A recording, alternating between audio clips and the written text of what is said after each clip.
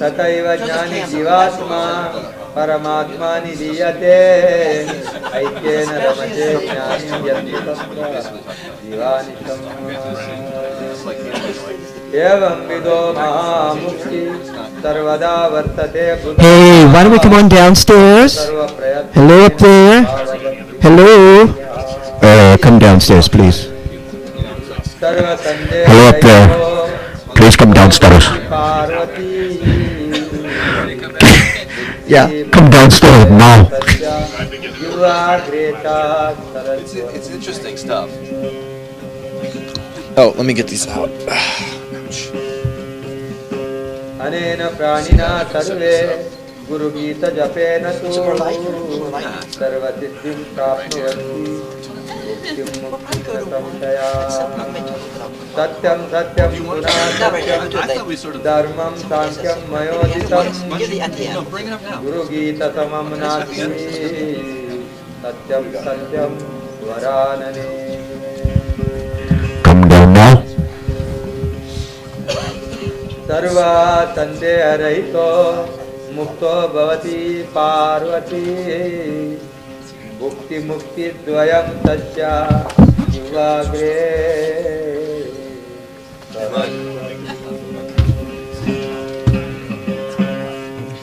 Gets me to do it. एको देव एक धर्म एक निष्ठा परम तपः गुरोर् परतरं नान्यात्.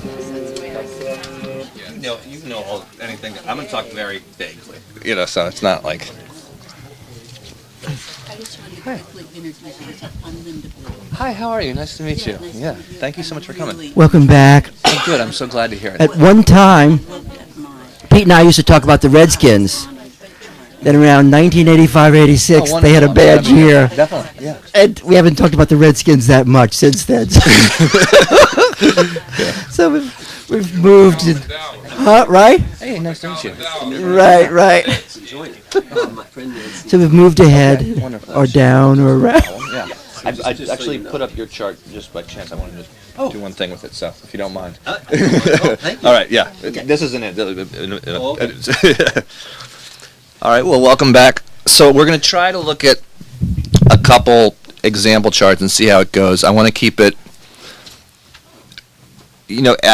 as we're doing, an actual astrological reading, we would kind of enter into a more predictive element because that ends up being the language of, how you learn this stuff. And then also it's also a method of arriving at kind of archetypal reasoning, just because that's the way our language works. That things are good and bad and light and dark, and that's that's how we do it. But we're going to try to just keep it on the level of what we've been talking about today, and also try to keep kind of there'll be a little bit of the mechanistic parts of astrology where I'll have to say this person's moon's in the 4th house and so on. And so I have a couple of people's charts from around the room, and we'll kind of do it in discussion together because, again, that's useful. So first off, I want to talk to Karen who she doesn't mind because when I asked everyone for charts, I thought originally I was going to say, we're going to talk about Saturn a lot, and the easiest way to talk about Saturn is the Saturn transit, which is the Saturn's transit of the moon. And when I have a day full of readings, I have 8 readings. Usually I have 4 people come who are in the middle of Saturn because that's the type of time you want to go see an astrologer. because it's the class, not that there isn't a million other stressors and indicators and all things, but it's a major transit that is the it's like the A1 transit of problem, like okay, this is stressful and I want to figure out what's going on. I'm not quite sure I can put my finger on. It feels as if the I always describe it as it feels like the weight of the world is on your shoulders. Whether something actually occurs in the Saturn, meaning you get a health concern arises out of the blue, or something there's relationships end, work changes, new relationships start, but they're stressful, things with your family, whatever, the stuff of life that's stressful, all can arise in this because the Sadi Saturn is this major transformation towards self-realization and towards making progress. That's the old way they say it. What that means is very open-ended, but it really is. It brings you into more depth and into more self-realization on a very profound level. And I always tell people, it is what doesn't kill you makes you stronger too. And sometimes, that's what we're talking about. And if you go through, if you die during the Sadi Saturn, or or something of that nature, it's also a very profound and interesting. In that light, it's a very transformational. Death often occurs in that period, so it's not for nothing. So you say, well, this is not that you can really ever judge that directly, like this is it or this is not it, because there's always this openness to. I have a brief story. Please, yeah. A brief story about Sadi Saturn when I first heard about it. It's a story about Lord Shiva, who's really great, blue. So Lord Shiva's there, and he realizes suddenly he's going into Sadi Saturn. So he leaves the mountain, Mount Kailasa, because he's running, like most of us do. He's running and running. And he goes one place, and sure enough, there's Saturn. He takes off again. Another place. So he goes out in some desert, just a thorn-filled desert. So Lord Shiva's going through, his little crown is falling off, he's dropped his sphere, he's crawling through the thorns. Saturn's not going to get me here, okay? And he's going through, and finally he's up the thorn tree. He's going up the thorn tree, trying to free himself from Saturn. And there at the top of the tree is Lord Saturn. So,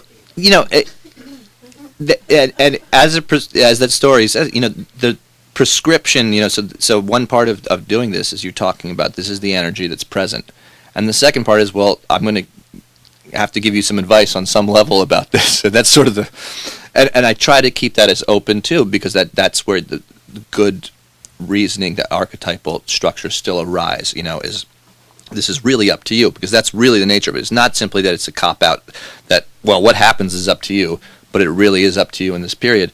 But facing that reality of the Sadi Saturn, going through it, and I always describe it. It has a dharmic component, meaning what's the right path to walk, and and if we look at it in the light of everything we talked about today so far, and maybe even more if we talk a little bit about karma, as we go into this, it's not dharma only on a moral, ethical standpoint, but what's the right path to walk on an experiential level, and that's the key to what you get out of this stuff on a practical level, is that what's the right thing for my experience at this moment. And so whatever it's a situation you're in, whether it's the Sadi Saturn or something else, it's kind of putting one foot in front of the other in these stressful situations in the manner that you can intuit, when you can intuit that when it comes from the core, again, that kind of core agency.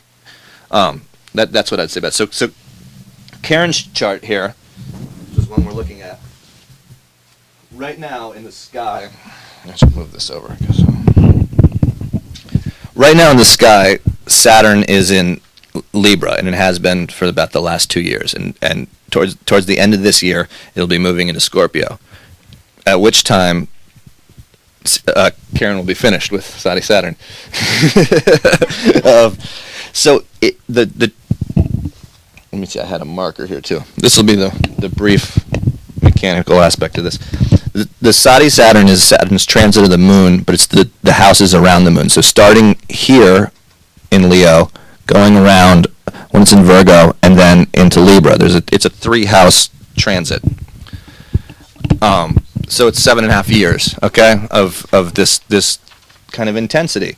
And interesting things about it, the kind of way I've noticed and picked up, this is not always the case by any means, but one thing you'll notice is in the first house, where Leo here, where the Saturn is in the birth chart, sorry, y'all can't see over there, and it's not that there's not going to be that much of a visual need here, really,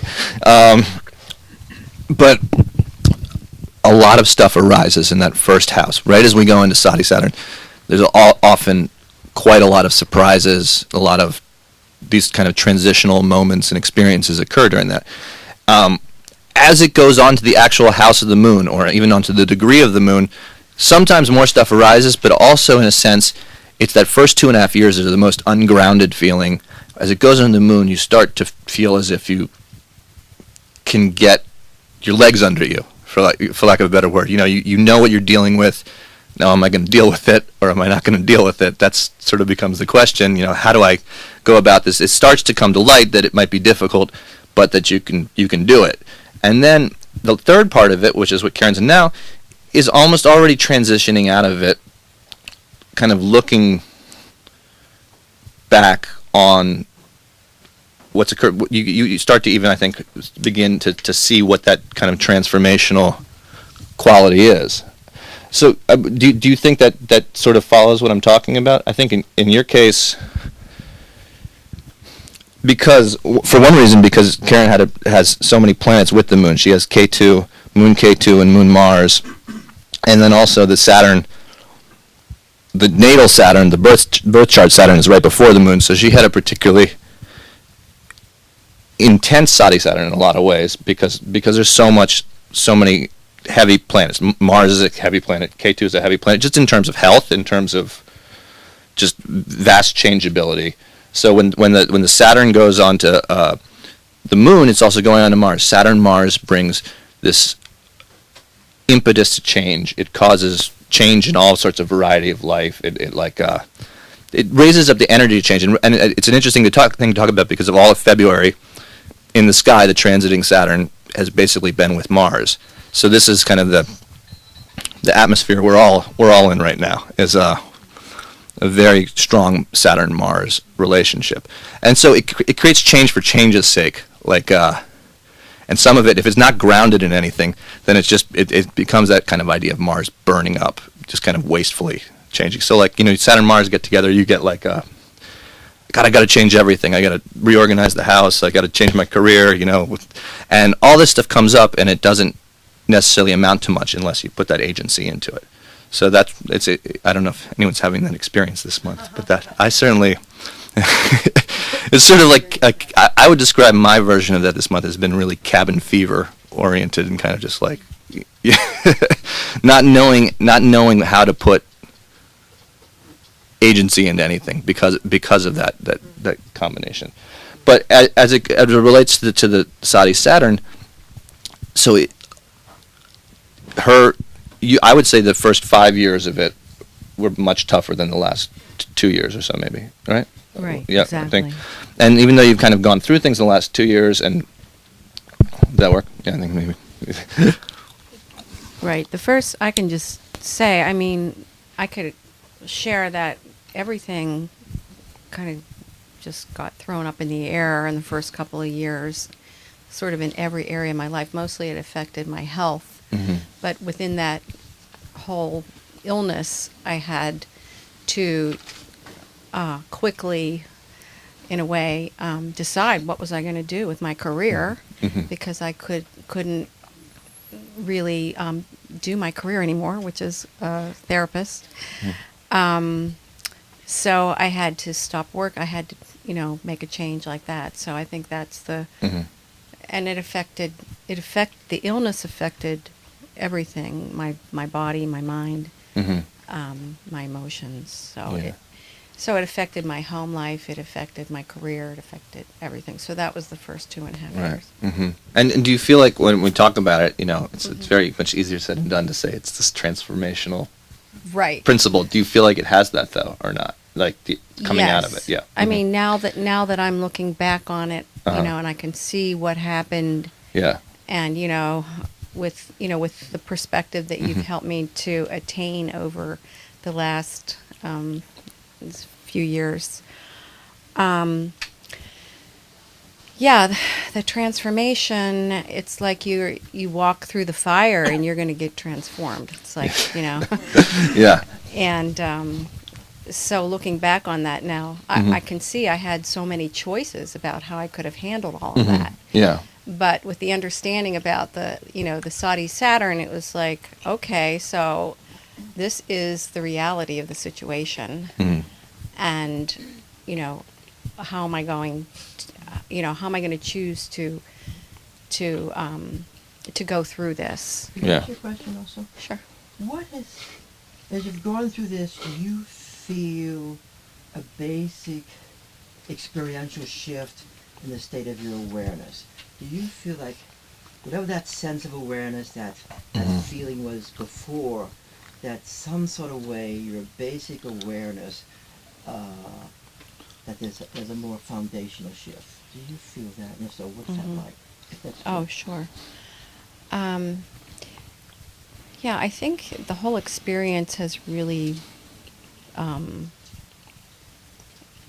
given me it just sort of made my own awareness so much more present and so much more vital. Yeah.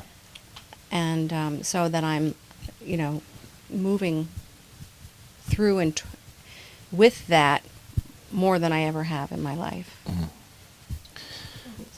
And I think Karen also, if you look at her chart, it's a special case too, because of that Moon K2 Mars is in the birth chart. This is like it's a difficult combination in a lot of ways, because the Moon K2 really brings this capacity to experience the world in an overwhelming way. As we talked about earlier, it has a psychic capacity to it, the Moon K2 relationship. And one reason I think that the Sadi Saturn has gone so well is because of self-awareness going into it as well. Because you have to deal with when you're 18 years old, when you're 15 years old, when you're 25 years old, you already have this Moon K2 stuff, which is and Mars together. It's a very dramatic combination at points, and on a level of the psyche, on a level of like how you perceive the world, you have to have self-awareness that really Is that direct perception, that she's got direct perception there? Or? It leads so the Moon K2 is like this. That's what it can lead to. Is it leads to a very direct perception. So going through it where you are now versus going through this 30 years ago is a completely different story as the Moon K2 heats up, because there is this grounding of direct perception, and it's no longer this when you're younger and you don't really know, you don't interact with this stuff, in a way with real agency. Moon K2 is a very scary thing. Moon K2 is you're picking up on a lot more than John and Jane Doe pick up on. That's the idea with it. But it gives this openness to direct perception that, not that other people don't have an openness, but it gives that, kind of puts you to the front of the line, whether you want to be there or not. Yeah. And the Mars, then, furthermore, even though you're right at the front of the line, the Mars energy makes it chaotic, even further chaotic. So we were talking upstairs, someone about there's a relationship with Mars and K2 are very similar. They overlap archetypally in a sense of they bring that chaos, and when they get together, it ups that. So it's like going into the Sadi Saturn, you're already, even though the events of Sadi Saturn can be very strong when you have the Mars and Moon K2 together, there's also, you've had to deal with a lot of that in your experience, where you're used to chaotic situations, and then you've created a ground for yourself within that. Hey, can I come in? Of course. Yeah. Mm-hmm. One of the questions is about karma, and so this chart is very intense, right? There's an intensity about it, and then through Saturn it becomes even more intense. But there's a grounding. How you've worked it, there's a grounding that's becoming totally yours, like you're grounded in the intensity of the light, to use that language. And one of the things from this point of view of karma is that karma is dealt with primarily by metabolism. And metabolism means your capacity to experience and dissolve, or in the Shaivite masters they call it a fiery digestion. So all this experience that's taking place with Saturn, to use that language, that the metabolism of karma, of experience. Karma is our experience unfolding in front of us right now. And so the metabolistic component is able to absorb and dissolve circumstances and experience, and the result is more light, as Girth said as he was dying, more light and more light. Yeah. Are you finding that? How do you feel about that? Does that seem Yeah. true to you? Yeah, I mean, it definitely does. the metabolistic part of it, if that's a word, is like just eating, having to eat it. It's like sometimes I feel like I'm being force fed. Mm-hmm. Yeah. You know, Yeah. yeah, it's like, yeah, you don't like, my mother used to make me eat liver. I hated liver. So, it's kind of like, well, this doesn't taste too good, but this is the reality of the situation. I have to eat it, Yeah. and I'm going to digest it, Mm-hmm. and I'm going to make it light. Mm-hmm. Cool. Yeah. This form is the very intensity Mm-hmm. of the experience. All this energy Mm-hmm. is with self-illumination. Yeah. It's not sitting by the smooth lake. No. And Karen's moon, which is, where all this stuff is arising, Mhm.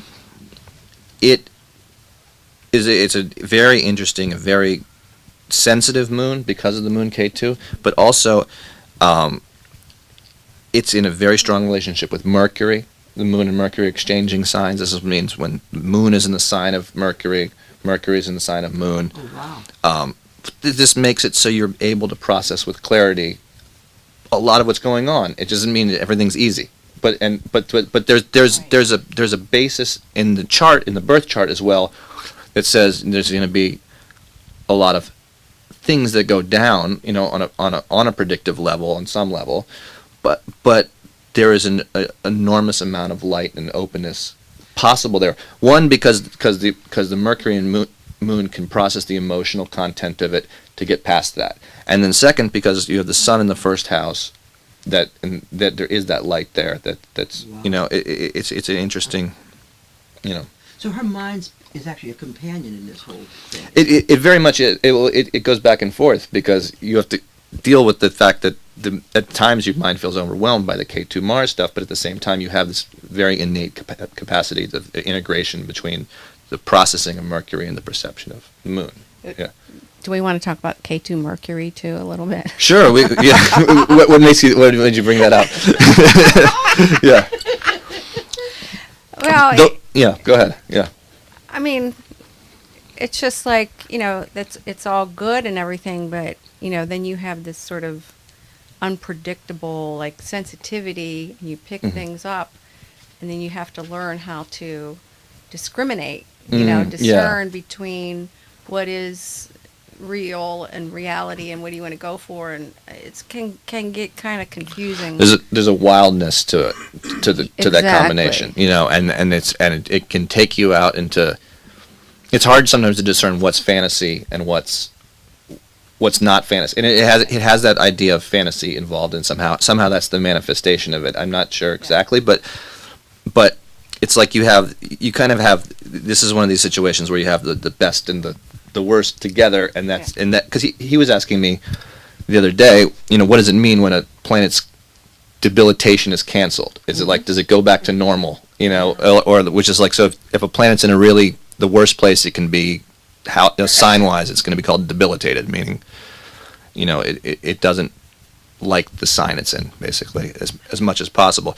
And there's all sorts of different mechanisms for cancellation, and it doesn't go back to, okay, if it's canceled, it's not just great and hunky-dory, but what it is it's sensitive, and there's an openness to a very unique experience and very original experience that's different than what you see otherwise. And that's sort of also what we have here. It's not that is the moon and K2 interact in a very interesting way, but then the moon and Mercury are also interacting in this other way that brings enormous clarity. And there's a lot happening. Yeah, and I think the thing about, the moon in my first house, and the moon is ruling my first house. Yeah.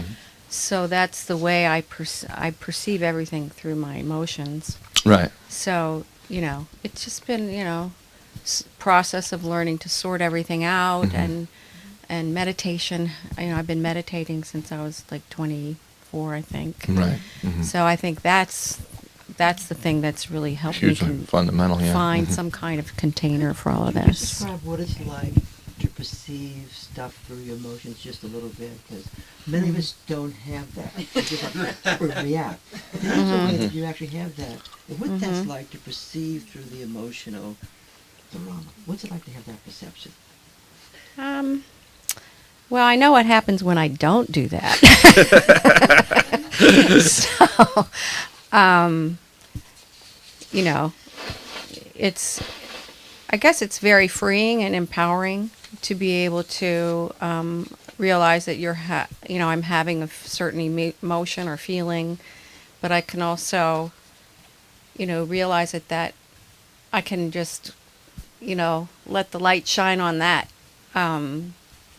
and let it be part of the field of awareness, and then decide what I want to do with that. Sometimes I'll decide I don't want to do anything with it. I'm just going to let that go. Yeah.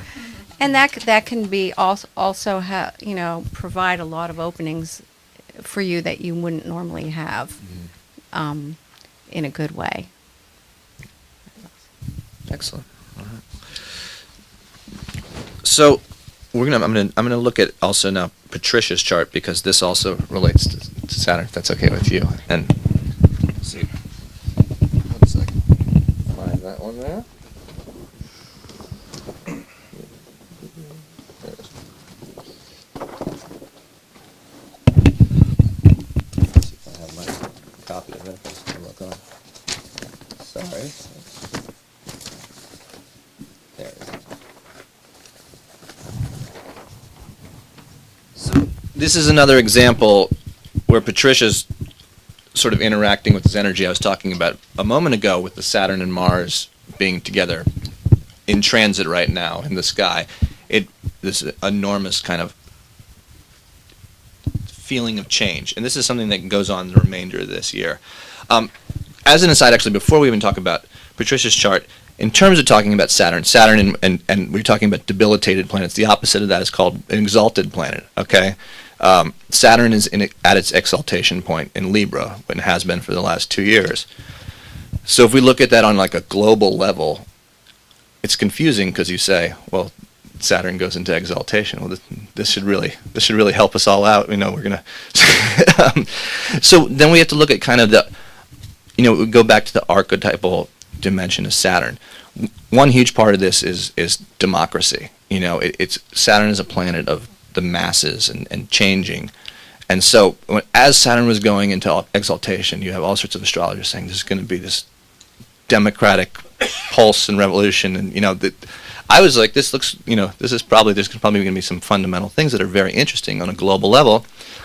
And there have been, but they're just so darn Saturnian, basically. If you look at the Arab Spring, this is a completely Saturnian moment, because there is this impulse to masses of people, and then there's this consistent, and there's a lot of creative destruction that goes with that, but it's also in the Saturnian frustration, the constant obstacles. This, remember the idea I was saying earlier.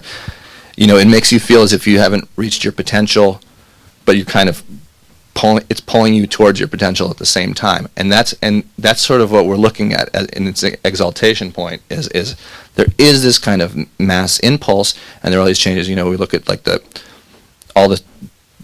the speed, like for the last month in the Ukraine, when we talk about the Saturn and Mars going together, and there's all these kind of false starts to it. To make a deal, the deal falls through an hour later. Everyone, and so that stuff kind of arises in this point, but it's a very illustrative way of seeing how Saturn reacts at its best. That kind of idea. Does this make sense? What I'm saying? Yeah. So taking it back into our more individual, just like our lives. Patricia has Saturn and Mars together in her birth chart, which means there is this kind of underlying current of wanting to change and changing directions throughout life, and which can be problematic because there can be loss through change for change's sake, right? At the same time, and so Saturn is ruling, Saturn and Mars are here are in Aquarius. This is Capricorn. And Sun, Mercury, and Venus are all in Capricorn. And so what I want to talk about, one, is that this Sun, Mercury, and Venus together in Capricorn they're all in the 5th house of children, house of past life karma, house of entertainment also, and they're very strong here altogether. She's got Sun and Mercury together within 5 degrees. It's called a yoga of Chatara yoga, yoga of cleverness and brilliance. This brings enormous artistry to the chart, okay? And she's created this huge organization because it's all in Capricorn. She has incredible organizational principles, and she's a Virgo rising, which is also organizational. So she's created this very incredible artistic organization that's very successful, and now she's in this period of change. And so we've talked about this a little bit. The Saturn Mars brings this huge impetus to change, and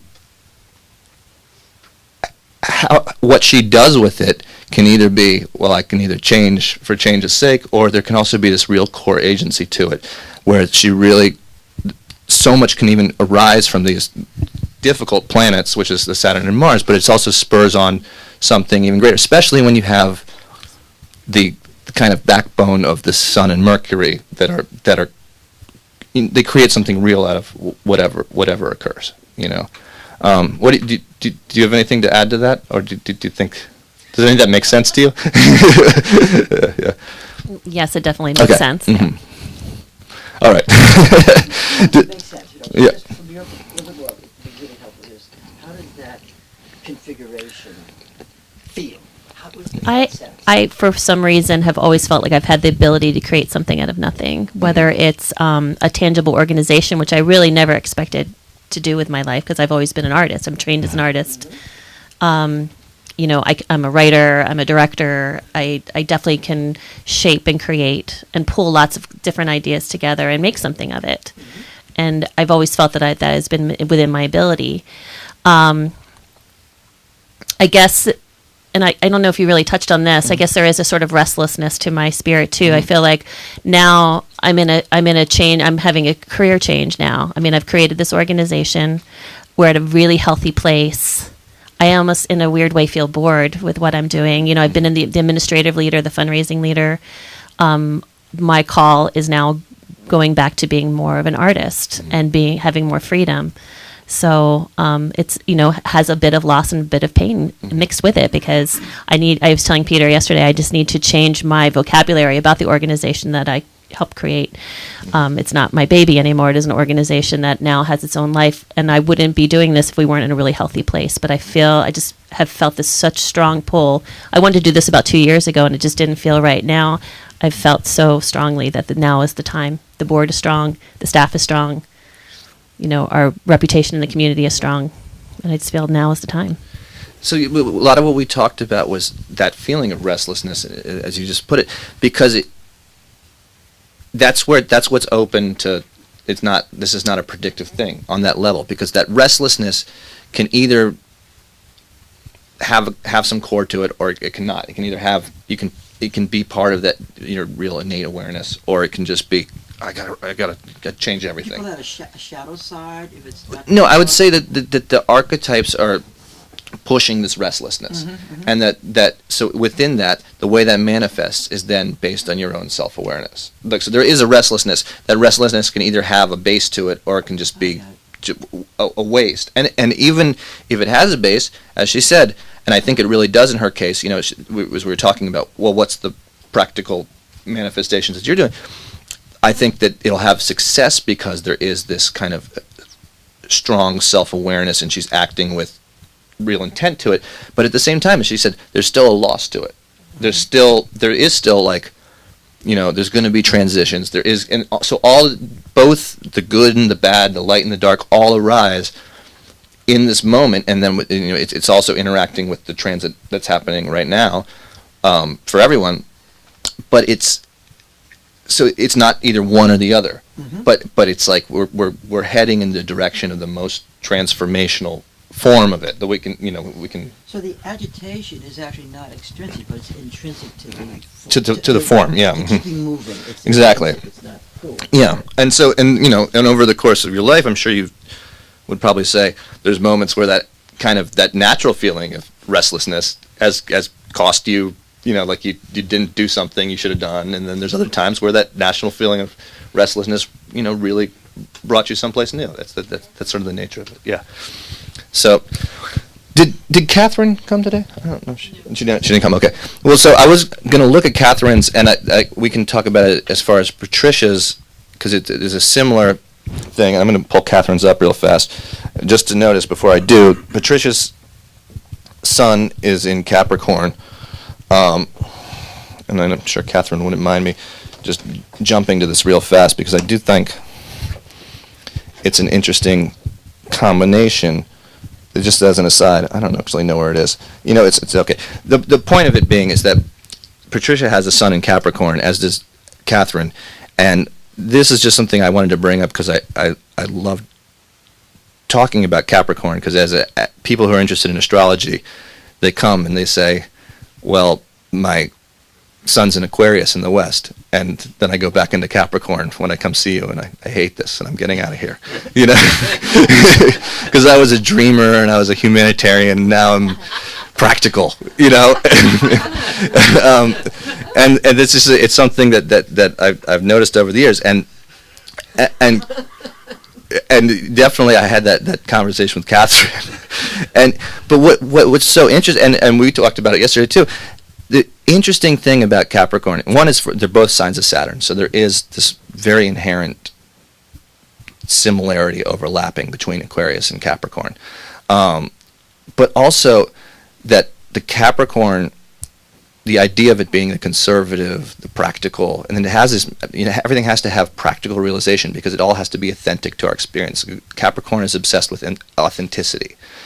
Everything arises from, we'd say something's traditional, it's because it seems to arise in Capricorn from the field of tradition, from the ancestor field, or from, so for instance, in terms of spirituality, there's this very strong relationship with, you're not going to follow a spiritual path that was entirely made up by someone in, the last 100 years. It kind of comes from something old that's, Saturnian ideas, this oldness to it. And also this authenticity is a Saturnian idea. And so it arises from these traditional things. So it doesn't mean, I was born a Catholic, I die a Catholic, I was born a Hindu, I die a Hindu. But it means that all of a sudden, on an archetypal level, this is what you draw on. And this is where your experience comes from, is through the archetype that you were born into and the tradition you were born into. The generational field. The generational field entirely. This is what we're talking about. And Capricorn is just a really interesting place where we see that. We see it on a very direct level. So that's why I wanted to bring that up. Because and if we looked at, if Catherine was here, she has a Saturn-Sun combination, which means that there's all sorts of back and forth with this. Saturn on the Sun brings a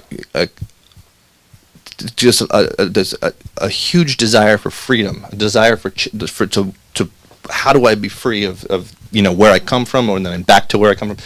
But everything still, and so it makes one a very progressive person, makes one a very iconoclastic person. But still, the archetypal base of her experience came from these traditions that. So that's why I brought it up with your chart too. So anyway, that's that. Let's see, I had a couple more. And also, if anyone has any questions right now, this is not, as I go through this, please just let me know. One more I wanted to do, because we were talking about the moon so much, is, Ray, if you don't mind, I'm going to just take a quick peek at yours as well. No.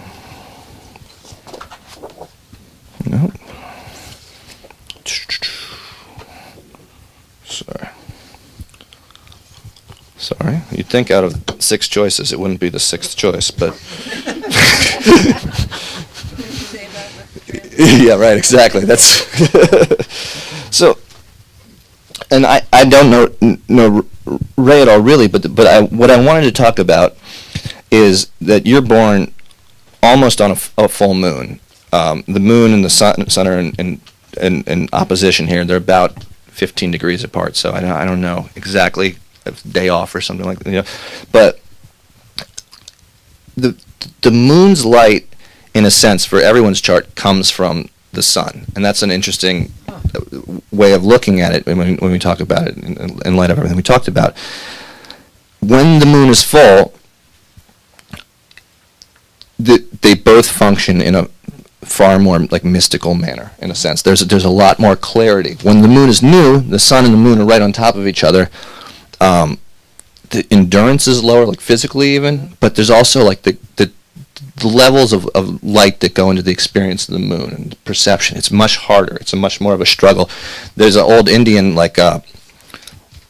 the saying is that the birth is even impaired. That's like the old yoga there with the new moon, and there is also that strange kind of hearsay that if you work at the emergency room, everyone's having a baby on the full moon, and this kind of thing. So there is definitely that kind of relationship, but the moon and the sun bring a very mystical component when they're full. And it tends to govern the life in a fashion that is often quite profound, I think.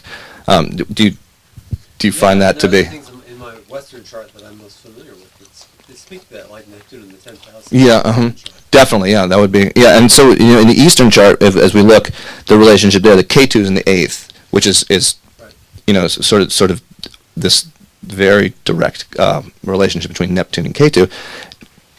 And the eighth house also brings that level of mystery. The Ketu there, so the 8th house will often relate to like spiritual path in terms of like the coloring of it as well, like the very directly. And Ketu has this deep sense of mystery and depth, and so it goes into the very nature of being itself. Yeah, it's yeah, I think so. It goes into the aesthetics too. Yeah. I think that, but I mean, not aesthetics in it all on a level of appearance, if you talk about appearance in a dismissive way, but appearance in a integral way.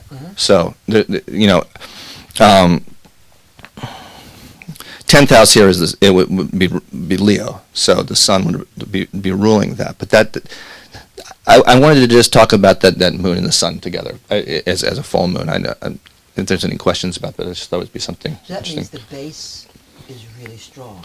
The base of experience is enormously strong, and furthermore, the Venus is there with the sun, so there's a lot of light to it. But yes, the base of experience when you have a full moon, the difference between the full moon and the new moon is quite emphatic. So going back to the issue of karma, Mhm. that base is given, naturally developed and practiced, and practices as a meditator and holds awareness hour after hour and practices that. So in a certain way, from the point of view of karma being metabolized, the natural path of the metabolization of experience, that would mean that you have a lot of support to do that, to metabolize experience and not to be so cluttered simply by what has happened. That's what it sounds. There's some people meditate a lot and they do it as a path that is a struggle, and then there's others that like in Ray's case, I think there's more of this natural propensity to enjoyment of that, as opposed to like doing it because it's the only thing that creates clarity. Or By meditation, I don't mean sitting with my eyes closed and fingers in a mood, but I mean that kind of awareness that one lives in, and that really, with all the events that we come through, there's a certain way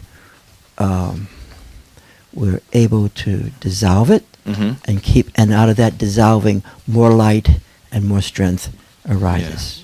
Yeah. I mean, Peter, you go ahead. are you saying it's the sun on the moon? The sun and the moon are in opposition here. Yeah. The moon is lit fully. Yes. And so it's at its maximum strength. Very close. Yeah. And that is what we're talking about in terms of his ability to get the positives out of the moon. It's more like there's a natural enjoyment of. Yeah, yes, exactly. And if it's a new moon, your accessibility to the moon energy is much diminished. The accessibility, it's diminished in terms of it's harder to reach. It doesn't mean that like when you, or for instance, meditation we'll talk about as an example, whatever it is. When you meditate, you're not getting to the same place as the person full moon. It means that there is a lot more chaos and lack of clarity around it. It doesn't mean the experience at the time of the experience that we're all saying is the A+ experience is going to be different, but it means although it can, but it just means the getting to where in a sense it's kind of like good omen, bad omen stuff when you talk like that, which is fine. It's helpful, say this is good for you and this is bad for you. But on another level, it's interesting on a level of like archetypal reasoning to say that the moon and sun have to work, the light that goes in between them, the moon draws on the sun and vice versa in a sense. And that's sort of what is more, outside of the practical, it's interesting, So I hope that answers your question a little bit, yeah. You wanted to talk about karma some. I think that, we're probably running out of time. I think one notion of karma, too, that we see is the fifth house is called the past life karma, like benefits of past life karma. And it's interesting and it's very mysterious. I still, I always kind of walk on eggshells with it because some things arise from it that are negative, and some things arise that are transformational. Some things that arise from it are good, and I don't know what to make of it if it's just simply like that aspect of it. If it's just sort of this concrete thing that maybe it means something else. In terms of events or in terms of the person's awareness? In terms of if you have a planet in the fifth house, and the fifth house is, or if you have whatever the ruler of the fifth house is, this somehow relates to past life karma. Sometimes it's interesting because it relates very much to like on a like a psychic occult kind of like there's just is a relationship where people have all these past life experiences, and then you see Jupiter and K2 together there, and you're like, oh, that kind of makes sense, or whatever, They actually would see glimpses of that experience. And when there's a direct thing, and you're like, oh, that's interesting. Sometimes, I because I really do like taking it out of the context of, well, this is what you get, and sometimes the way that's looked at is a little bit like that, and I don't, not simply that I don't agree with it, so I'm not going to deal with it, but sometimes it just doesn't resonate right when you're actually reading the person's chart too. When you look at it in that light, so that's it's an interesting aspect of past life stuff. Just there, that's sort of my feeling too, in terms of a few things about karma and causality, because the history of karma is often the history of causality, the dealt hand, and the history of causality. History of karma depends on how we're understanding causality, as we first mentioned. Right. And causality in 500 BC is quite different than causality in 2014. And it's quite different in terms of cause and effect in a one-to-one relationship. And contemporary understanding of causality is much more randomness, much more unpredictability, and much more probability, and you start working those together, all arising out of this 0 point, this open no-thingness that everything and anything arises from. And so, listening to some of the, say, Dzogchen understandings of causality and reading through different things, there's less emphasis on cause and effect. In fact, it's a non-cause and effect approach to the self-manifestation of awareness.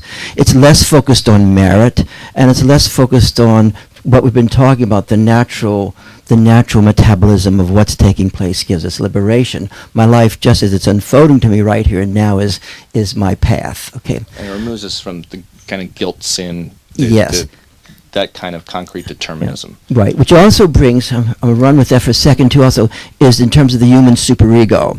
And the human superego, out of psychoanalysis, the human superego arises rather perniciously from deprivation and annihilation, which we all experience in certain ways as children, but it arises up in terms of right and wrong, good, evil, better, and best, with vast amounts of punishment, and what you do is what you get with these. So you start coming a certain type of ethical frame that is takes us back to a talon point of view and a scoring. You with me, scoring this and scoring that, and it becomes very, very punitive ultimately.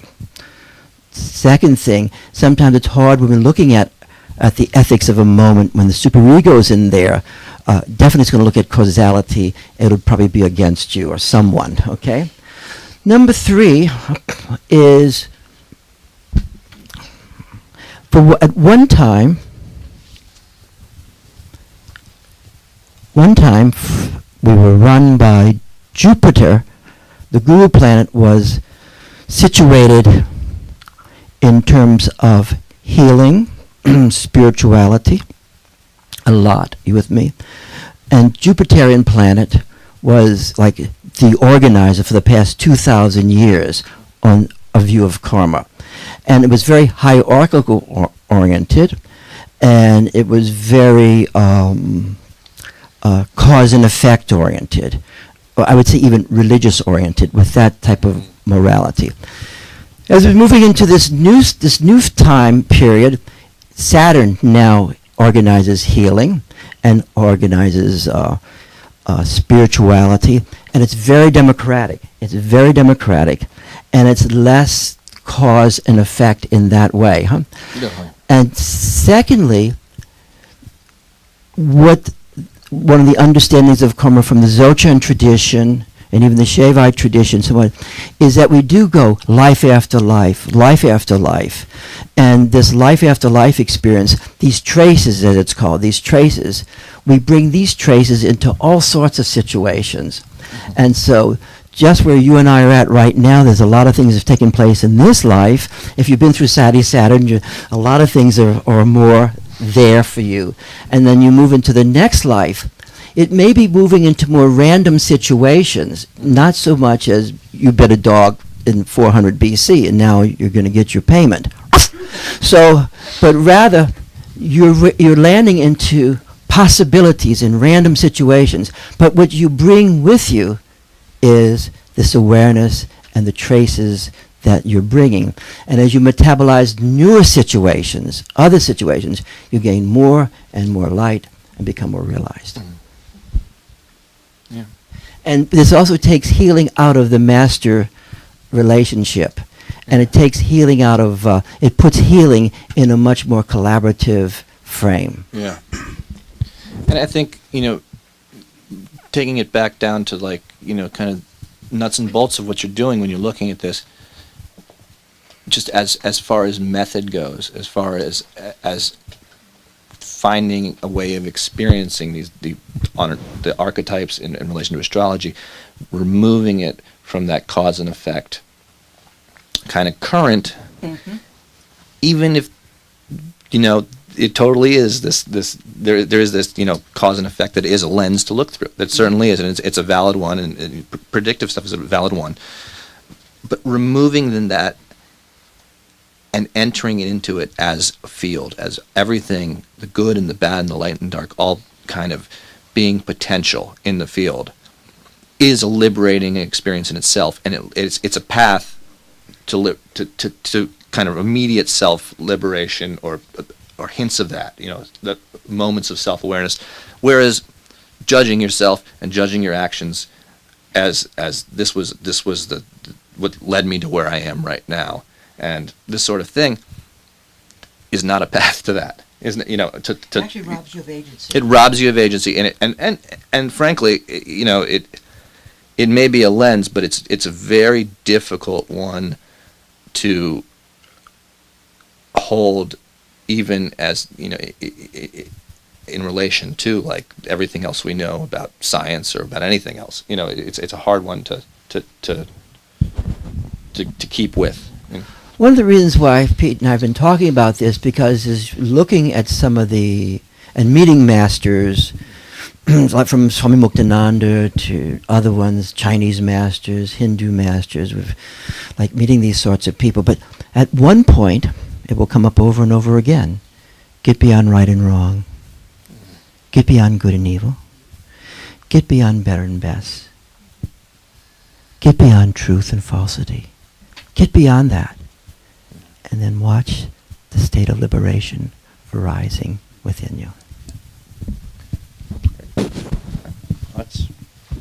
We in there? Thank you. Thank you, guys.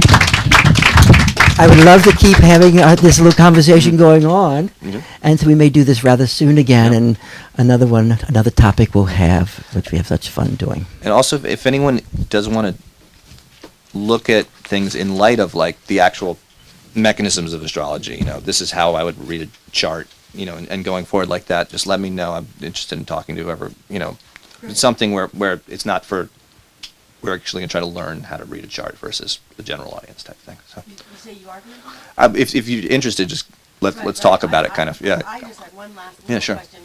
Those blocks that are going around, I Sure. think it's so basic. Mhm. Each one corresponds to a planet? No, Or each a one house? corresponds to a house, To a okay, house, and also okay. a sign. So there's going to be 12 signs, like Aries, Right, Gemini, right. blah blah, and 12 houses. And so Oh. depending on the time you're born, you're gonna like the exact time you're born, you're gonna have a certain sign be the rising sign. So in this case, here's the rising. The rising sign is be Scorpio. Okay, so this box is always Scorpio, but now it's also the first house because that's when she was born. Oh, I see. So. And it goes clockwise around? Yes, in the clockwise. bay? It goes clockwise. There's also like another form. This is the South Indian form. Wait, so it represents a month or a year or Uh, House. a A sign. The There's a fixed sign There's a- system. It's the southern, southern House. system is a fixed sign. Fixed sign. Yeah. and then the northern one's fixed house. So it's always going to have the first house at the top. Right, And exactly. go around clockwise. yeah. This is always going to have Aries in the top and goes around. Then you put the house wherever the ascendant is. And that's where you Exactly. start the Yeah. house. So, and it represents, the houses represent different aspects of life as well. And so the first house is the house itself, the fourth house is the house of home, fifth house with children, there's a lot of different things that go into each house, but seventh house of relationships, 10th house career, and so on. So over time, these will not change. That is your permanent. This is the point where you were born. This is where everything is. So we then, to read what's happening in time, for lack of a better word, there's sort of two systems. One's the transits, meaning. We're talking Mike. Oh, I'm sorry. Yeah. One is so there's two systems that relate to over time. One is the transits, meaning if this is when you're born, where are the planets in the sky for the moment we want to talk about? If it's now, so like for instance, I've been talking today, the Saturn is here in Libra. You're also in Saturn. We should have. Yeah. So Saturn is here in Libra. Mars is there with it. Rahu's also there. And so on. And then if we wanted to say, well, what's going to happen 2 years from now, or 2 years in the past? Let's look at that, where the planets are at the moment. So that's one system. There's also what's called in Indian astrology versus the West. There's what's called the dasha system, which means depending on the time you're born, you're going to go through a major cycle of a planet. Like someone will be in the Saturn cycle for, however long. In Mercury cycle for 20 odd years. And it's like they're lengthier sets of time, and there's subcycles within that, so you can be in Mercury, Saturn, Mercury, Jupiter, and so on. So that's not the same as what you're talking about today of Saudi Saturn.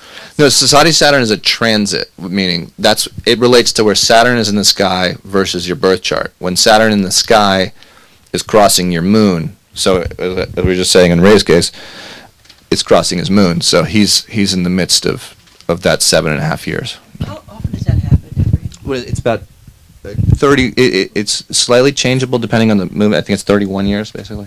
Every 31 Yeah, year you come into it, huh? Yeah. Why are some of them blank? So this is just so basically, if you have, I was saying this upstairs, if there's blank spots, it doesn't mean there's nothing there or anything like that. What it means is the planets are gonna be, depending on the time you're born, in certain houses, certain signs, or in certain signs. So right here, Venus and the Sun are in Aries, but there just didn't happen to be any planets in Pisces that moment. But so as it relates to houses, so like. This is Pisces, okay, so whatever house this is, where's the rising sign? I can't even see. Oh, okay, gotcha. So this is the fifth house. So Pisces is going to be the energy of the fifth house, the house of children. So that doesn't mean that there can't be children, or the emptiness of the square doesn't matter. The Pisces is what's deciding that. Pisces is a sign of Jupiter. So we would look to Jupiter to find out the implications of So Pisces goes with the fifth house. No. In this chart, because it's based on the rising sign. So basically we'd go through this step by step at some point if anyone's interested in that. in a longer form. I had a Sure. question. I don't know whether this is the time for it, but when Sure. you were talking about the fifth house and karma, Mm-hmm. and I'm sort of thinking about experiences with people who have and the different variations of karma, and wondering if you know, you talk to somebody and they have a very karmic sense of their life, Yeah. and other people have little or none. Yeah. Would that possibly have to do with That past life kind of thing. Yeah. Yeah, I think that there's been cases like that where people are very adamant, like this I this was- arises, and you see I was things. alive back then, Mhm. and there I know, I kind of, you know, and then Yeah. you're going like, oh, you do, you know. Yeah, exactly. And sometimes that's very like, oh yeah, and then and sometimes you kind of look more, and also there's a lot related to the nodes of the moon. I feel like with that, people who have this very strong Rahu Ketu stuff, that just there's relationships there, and because it's never really clear. Also, at least in this is totally my opinion, but you can never tell if it's like some other phenomena that's coming out as that, or if that's the actual phenomena. I don't really know exactly how I feel about that as is. Not that I feel one way or the other, but it's like it's kind of a huge topic in itself. So you kind of go into it open, but you're like, what. It does mean our children are karmic experiences. But see, no, but that's true, and that's a huge part of it, and you get that out of it. The children are karmic experiences, and that's definitely a big. There is a role to that, and working with that too. So yeah. Who was that who said the child is the father of the man? Yeah.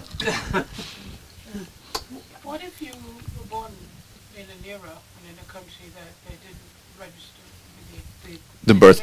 the time of birth? The time of birth. My mother, was always asked her, which is passed on now. Mm-hmm. Well, what time was I born? She said, oh, you were born at 8 o'clock. And I know my mother's never, it could be 7:45. Sure.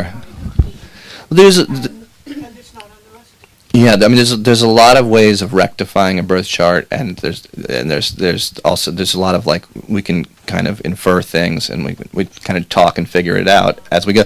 But also a lot arises from whether you know the exact birth time or you don't know the birth time at all.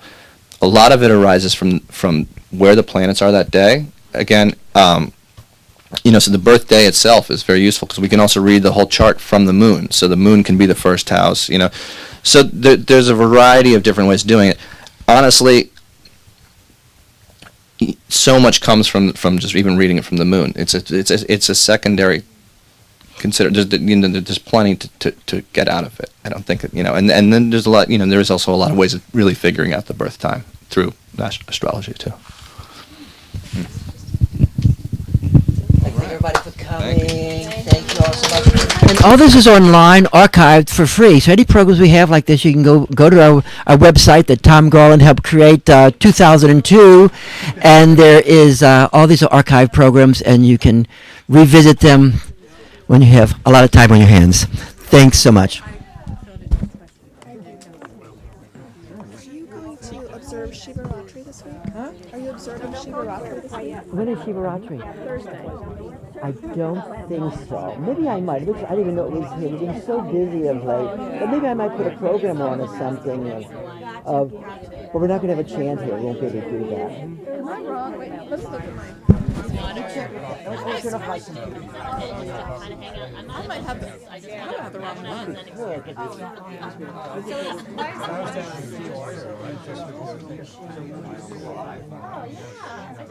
It's shallow.